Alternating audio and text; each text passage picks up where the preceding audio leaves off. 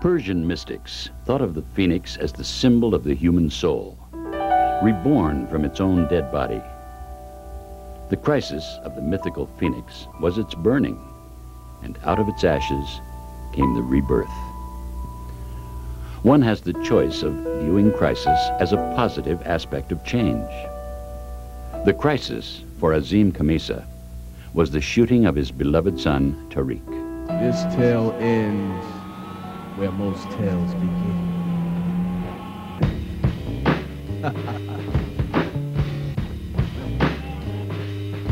She was the middle of that January night when they be crossing.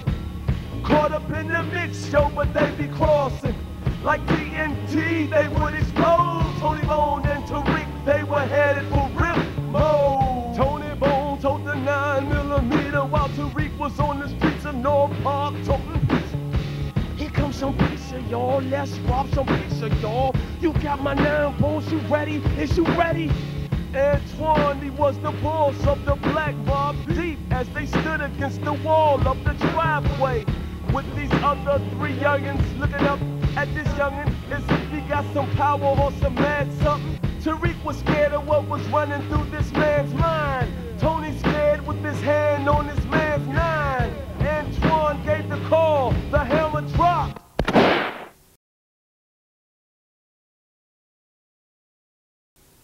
Most of us don't think that our children die before we do. So never expect to bury your children. Tariq grew up in an environment with family and religion and values. He was a very kind person and very generous person. Tariq also was blessed with a very great sense of humor. He laughed very easily. I remember that he could soften even the most gravest moments with a crack or a joke. He was very happy in his relationship with Jennifer. And they had plans to get married. Losing an only son is devastating. Tony grew up as a child who was born to a 15-year-old, my daughter. So Tony relied a great deal on people in the family other than his mom. My mom assisted with his raising. I, of course, assisted with his raising. He was very troubled by the fact that he didn't have a relationship with his dad. But invariably, the call of being with his friends got stronger and stronger. My son, Tariq Khamisa, on the night that he was killed, was delivering pizzas. Late that night, 11 o'clock news, there was a news report. Tariq Khamisa was shot and killed while delivering a pizza. And a very bad feeling came over me.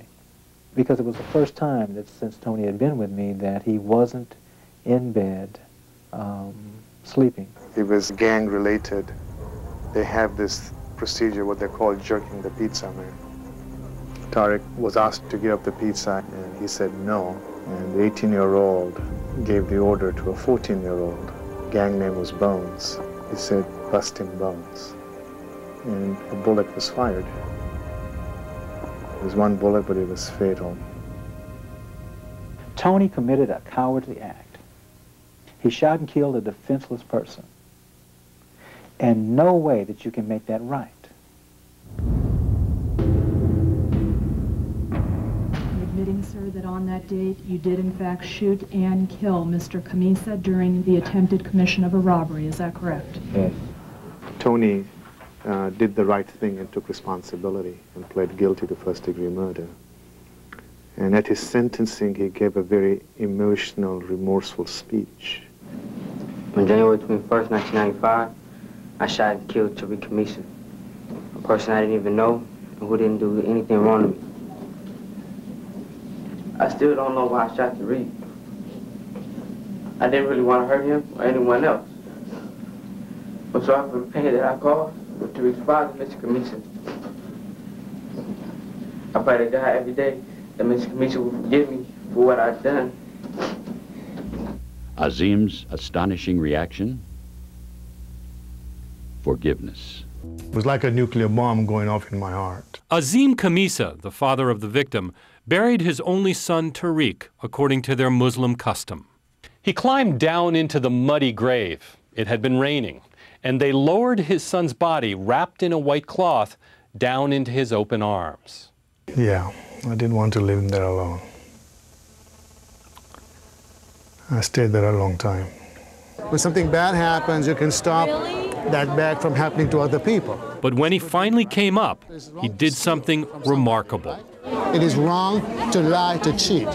First, he forgave the family of the killer. It was a defining moment in my life. Only through that forgiveness, which in turn helped Azim start the Tariq Khamisa Foundation, speaking together to more than 1 million children about the real pain of violence. And sometimes it scars the soul forever. Then, Azim visited Tony Hicks, the killer, who had never had a father, and forgave him too. His forgiveness wasn't something I expected. Next to him and said, I forgive you for what you did. I not only forgive you, but I expect that when you get out of this prison, you come and work with us at TKF.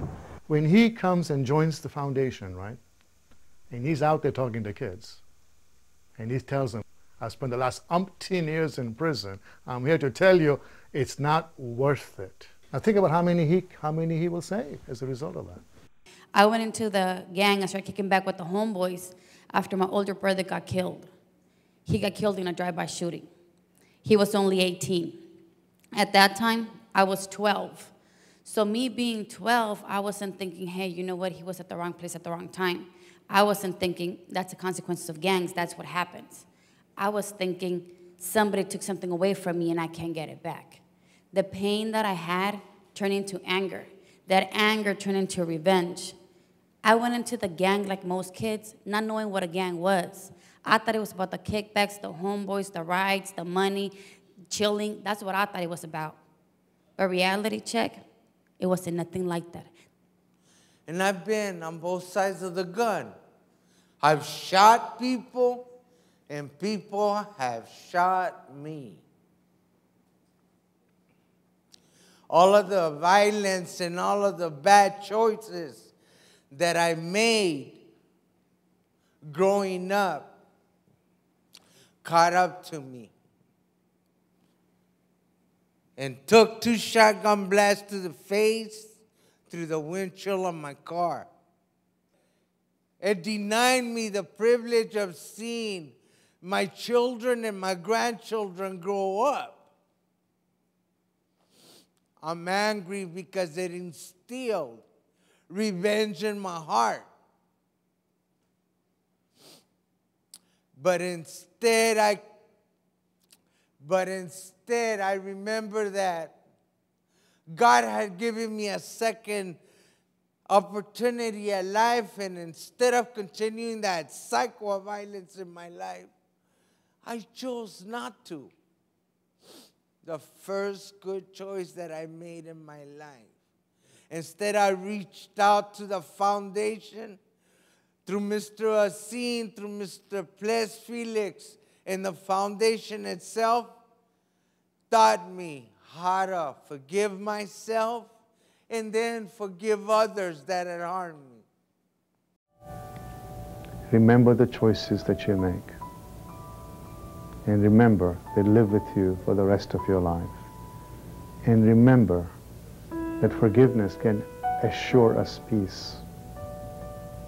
And this is a tree we plant in the memory of my son Tariq and all the other kids that have been lost. And we also invite the children to come and plant flowering plants in memory of somebody they have lost.